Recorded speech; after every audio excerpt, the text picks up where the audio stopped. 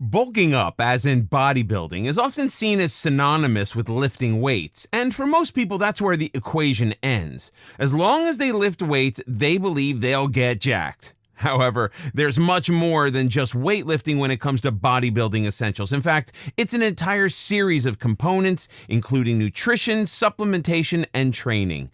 Then comes rest and recovery, along with lifestyle changes that will help you gain muscle and keep it that way. You will need to incorporate these and other essentials to get results. And while weights are integral to becoming ripped, you won't get anywhere alone. So here we will look at what you need to do and what routines to follow to reach your goals.